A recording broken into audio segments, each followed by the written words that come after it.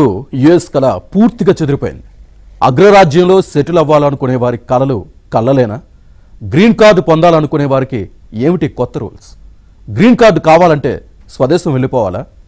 నిజంగా అలా వెళ్తే ట్రంప్ మళ్ళీ అమెరికాలో అడుగు పెట్టనిస్తారా?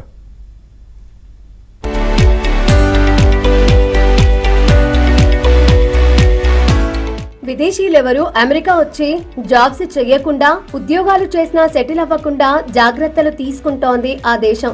ఇందుకోసం ఎక్కడా లేని సాధ్యం కాని రూల్స్ పెడుతుంది. ముందు వాటిని పాటిస్తే తర్వాత చూద్దామంటోంది అగ్రరాజ్యం. ఇందులో భాగంగానే కొత్త గ్రీన్ కార్డు పాలసీని ప్రకటించింది. ఈ పాలసీ కింద అమెరికాలోని వలసదారులు గ్రీన్ కార్డు పొందాలనుకుంటే ముందు వారు అమెరికాను వీడి తమ స్వదేశానికి వెళ్లి అక్కడి అమెరికా రాయబార కార్యాలయం లేదా కాన్సులేట్ ద్వారా దరఖాస్తు చేసుకోవాల్సి ఉంటుంది.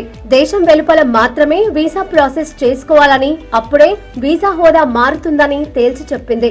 అక్రమ వలసలను అరికట్టడానికి ట్రంప్ ప్రభుత్వం తీసుకుంటున్న చర్యలలో భాగంగా వీసా హోల్డర్లు, సందర్శకులు అమెరికాలోనే నివసిస్తూ గ్రీన్ కార్డుల కోసం దరఖాస్తు చేసుకోవడానికి అనుమతించిన చట్టాన్ని మార్చేసింది.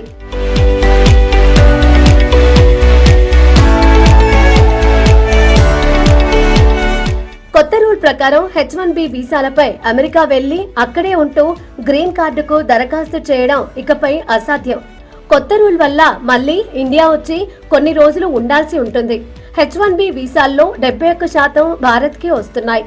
వీరిలో చాలా మంది గ్రీన్ కార్డు పొంది పర్మనెంట్ సిటిజన్స్ గా మారుతున్నారు.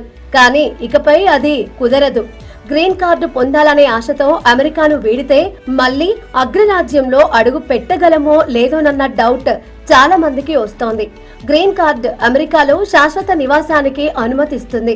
కొత్త విధానం వేలాది భారతీయులపై ప్రభావం. గ్రీన్ కార్డు కోసం దరఖాస్తు చేసుకునే వారిలో ఇతర దేశాల నుంచి వచ్చే వృత్తి నిపుణుల సంఖ్య కంటే భారత్, చైనా నుంచి వచ్చే దరఖాస్తుల సంఖ్య ఎక్కువగా ఉంది.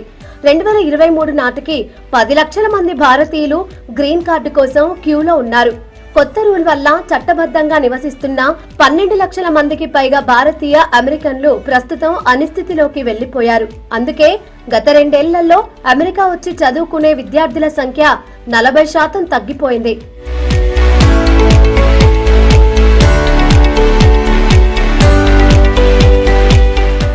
ఈ నిర్ణయం అమెరికా ఆర్థిక వ్యవస్థకు కూడా భారీ నష్టం. ఎందుకంటే ఆసియా దేశాల నుంచి విద్యార్థులు అమెరికా వెళ్లకపోతే చాలా యూనివర్సిటీలను మూసుకోవాల్సి వస్తుంది. చాలా కంపెనీలకు మానవ వనరుల కొరత ఏర్పడుతుంది. ఒక్కసారి గ్రీన్ కార్డు సంపాదిస్తే అమెరికాలో శాశ్వతంగా నివసించడానికి అవకాశం ఉంది. అమెరికా పౌరులకున్న ప్రయోజనాలు, హక్కులు దక్కుతాయి. గ్రీన్ కార్డు హోల్డర్లకు ఓటు హక్కు ఉండదు. అయితే దేశంలో ఎక్కడికైనా ప్రయాణించడానికి, పనిచేయడానికి వారు అమెరికన్లలానే సమాన అవకాశం పొందుతారు. ఈ కార్డు పొందిన తర్వాత అమెరికా శాశ్వత పౌరసత్వానికి మార్గం సుగమం అవుతుంది.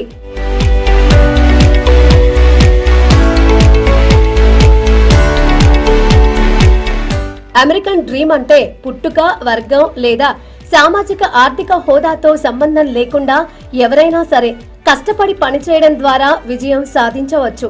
సొంత ఇల్లు, మంచి ఉద్యోగం, ఉన్నత విద్య, వ్యక్తిగత స్వేచ్ఛకు తిరుగుండదని అర్థం. ప్రతిభ, కష్టపడే తత్వమే అన్నింటికీ కొలమానం. అయితే ఇప్పుడు ఈ డ్రీమ్ చెదిరిపోయింది.